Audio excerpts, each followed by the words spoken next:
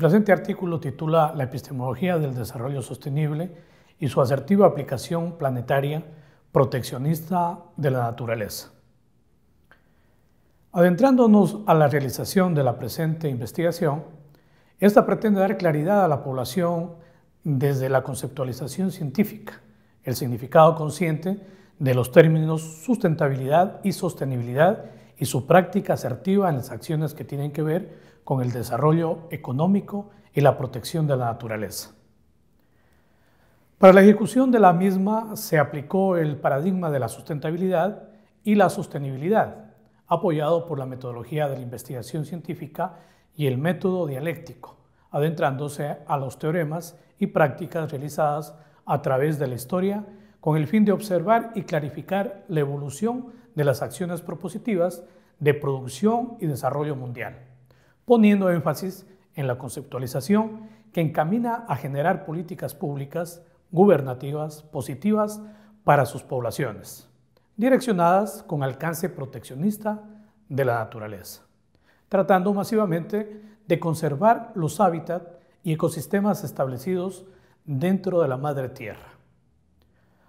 A ello se planteó como hipótesis que se está empleando erróneamente la terminología sustentable y sustentabilidad en el acontecer del diario vivir al referirse a la protección de la naturaleza, para lo cual, y con el fin de verificar dicha hipótesis planteada, se procedió a hacer un análisis histórico bibliográfico de las variables transformadas en relaciones de actividades de producción económica, desarrollo productivo, naturaleza y producción, políticas públicas, contaminación ambiental, hambre y deterioro ambiental planetario. Ya dentro del desarrollo temático, encontramos que en el siglo XVIII marca importancia histórica al trasladarnos al surgimiento de la economía. Aparecen los fisiócratas, quienes aportan con la concepción del aparecimiento de clases sociales, como lo indica Francois Quesnay y sus discípulos, lograron hacer una clasificación de los miembros de la sociedad, introduciendo la idea principal, la estructura fundamental del orden social. Está formada por clases que se definen de acuerdo con sus papeles y estatus económicos. Siendo así, los fisiócratas aducen que en la economía de producción de las clases sociales existe un excedente de producción por parte de la clase agrícola, preocupando a los estudiosos en la materia que perciben que este es un problema social. En el siglo XIX, característico de la economía clásica ortodoxa y de las grandes teorías sociales de Karl Marx y Friedrich Engels, se registran a estudiar a las luchas de clases y dentro de sus acepciones, indicando el materialismo histórico, dice las contradicciones internas de las formas de producción de estos sistemas que surgen de su propio desarrollo, acarrean sus crisis y la superación por otros nuevos más ricos y complejos. Esto le permite concluir que la crisis no vendrá tanto de la insuficiencia de capitales como de sus excesos en relación a la demanda solvente. Es el problema de la realización del producto. Marx suscribe, llega un momento en que el mercado parece demasiado estrecho para la producción. Así aparecería la sobreproducción, la misma que preocupa en el entorno, pues esta lleva características que indica Marx en su obra Trabajo asalariado y capital, refiriéndose a la oferta y la demanda. Con mayor frecuencia se da, como es sabido, el caso inverso y con diversos resultados. Exceso considerable de la oferta sobre la demanda, competencia desesperada entre los vendedores, falta de compradores, lanzamiento de las mercancías al más barato. Es evidente que la intranquilidad va en aumento por los pensadores de aquellos tiempos sobre estos fenómenos de evolución de desarrollo socioeconómico productivo, sumándose otros, muchos más estudiosos de la economía como Thomas Malthus y David Ricardi, dando luces para entender que existía o existe todavía un problema relacionado con las clases sociales, la población y la producción. Malthus en 1978 presenta su ley de la población, la que indica a la población cuando no es controlada se incrementa geométricamente. Las disponibilidades alimenticias solo se incrementan como mucho aritméticamente, La perseverancia de esta anomalía, que según Malthus significa que el incremento demográfico será limitado por la oferta de alimentos a menos que aparezcan antes otras limitaciones. En lo esencial, esta teoría tiene dos postulados, la progresión geométrica y la aritmética.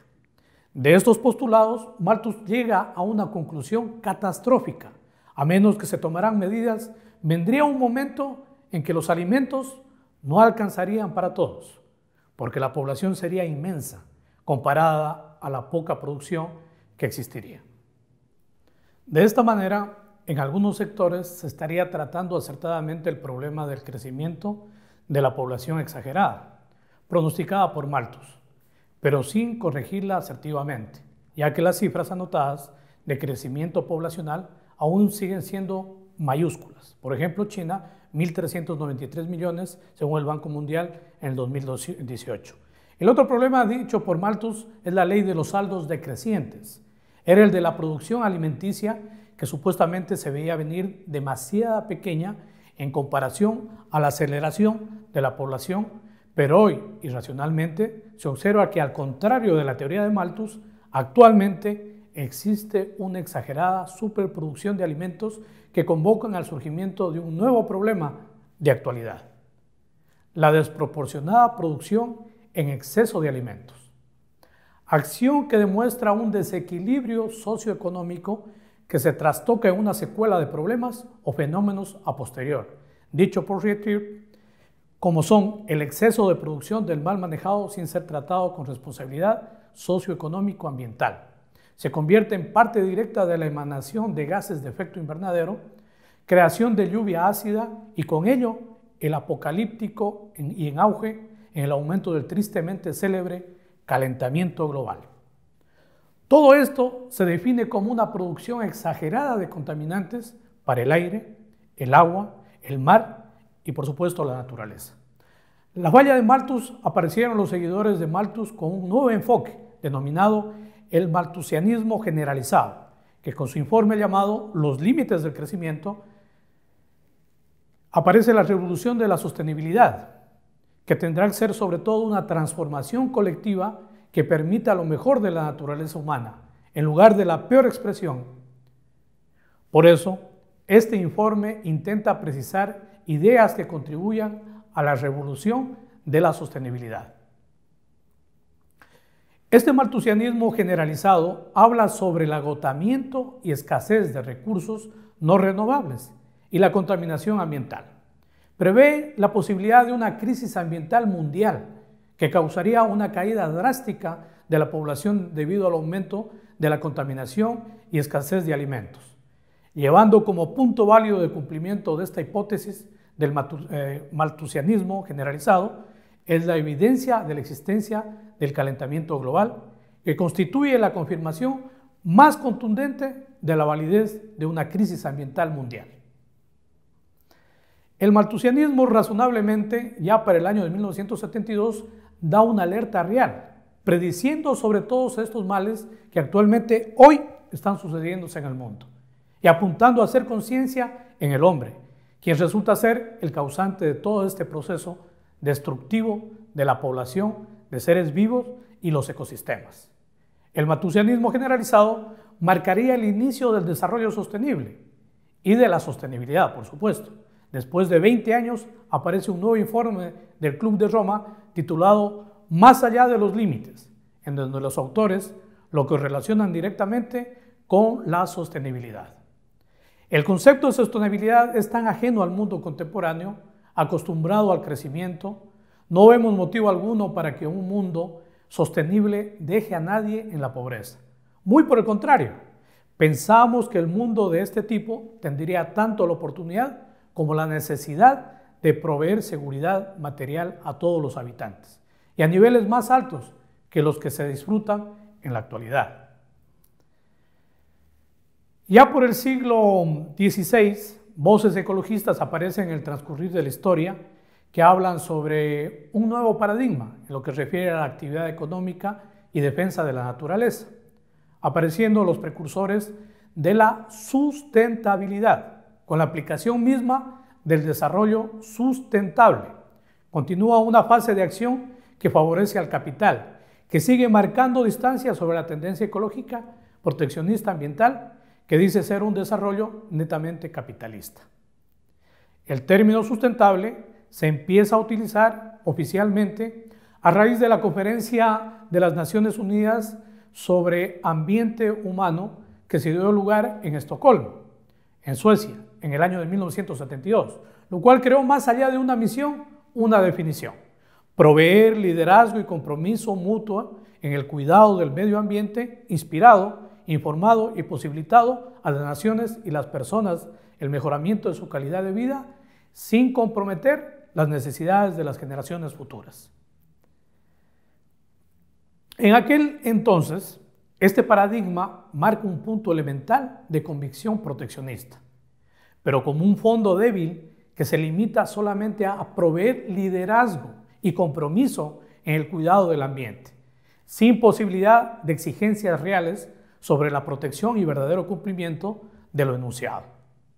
En el año de 1983, la ONU crea la Comisión de Medio Ambiente y Desarrollo, presidida por Gro Harlem Brundtland, primer ministro de Noruega, en donde se estableció evaluará todas las iniciativas o proyectos que se sucedan en el mundo y por ende en los gobiernos de los países pertenecientes a la ONU. Tendrían que ser analizados desde tres orientaciones: el económico, el social y por supuesto el ambiental, que resulta ser la nueva preocupación hoy y siempre de todo el mundo. Esta propuesta sobre ambiente y desarrollo se eleva a una categoría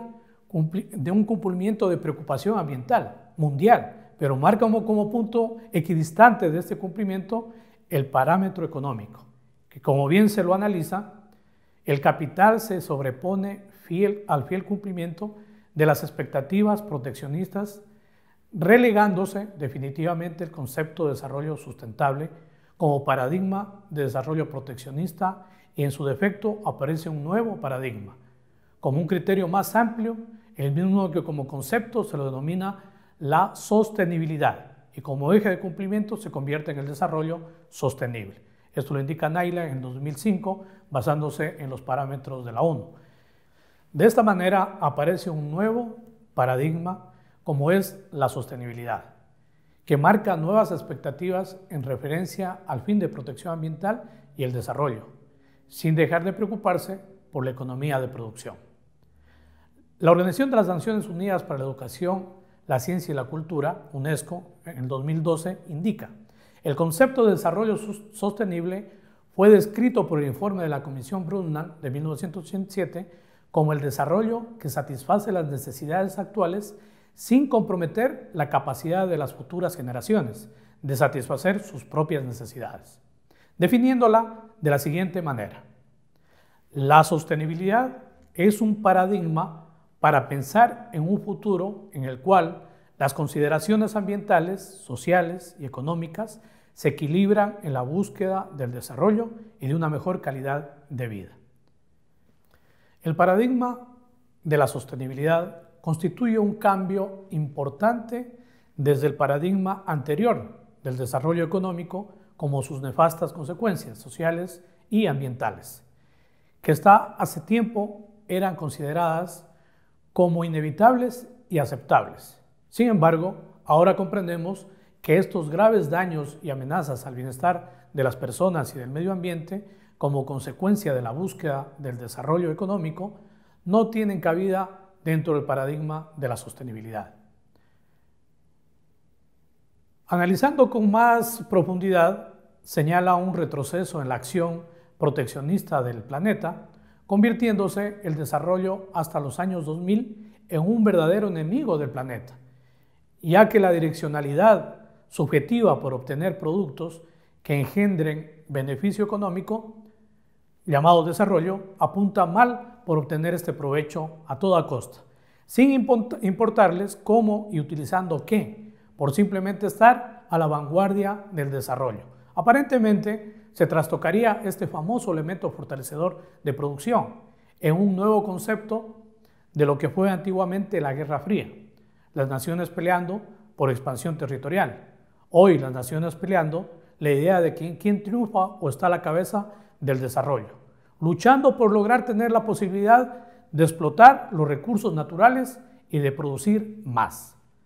Quienes están destruyéndola directamente con la producción exagerada de emisiones de carbono, como por ejemplo China y Estados Unidos,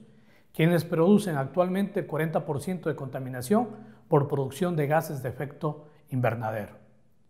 Este dato lo tenemos de ONU del 2016. Hemos tomado como ejemplo al turismo sostenible, el cual ha dado muy buenos resultados ya en el 2017, que fue declarado de esta manera.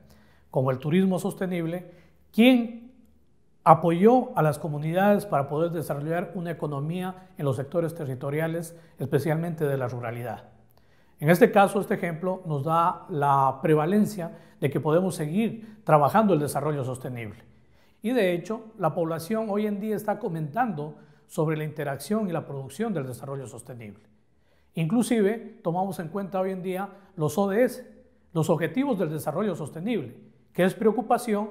de cumplirlos a través de todos y cada uno de los países del mundo. Entonces, están plenamente concatenados con esta área, con esta relación y fortaleza, por lo cual es claro, conciso y directo de que va quedando hacia atrás lo sustentable y lo sostenible se convierte en la realidad pragmática para poder ejecutar una mejor economía bajo los pilares de justamente la parte social, la parte ambiental y sin despreocuparnos de generar recursos económicos en la sociedad.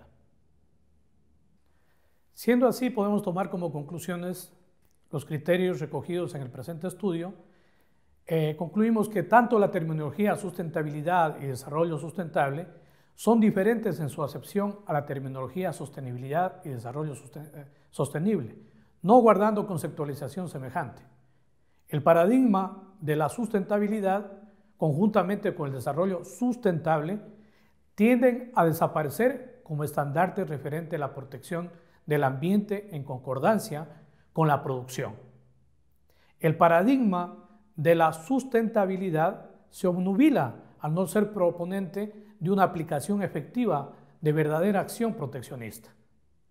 La seguridad alimentaria, como apéndice del desarrollo sustentable, y la sostenibilidad no justifica su acción de productividad amigable con el ambiente. Resulta contraproducente el seguir utilizando el concepto de desarrollo sustentable cuando se refiera a la protección del ambiente y el desarrollo, ya que en la práctica no cumple con el propósito conservacionista provisto para el cual fue establecido.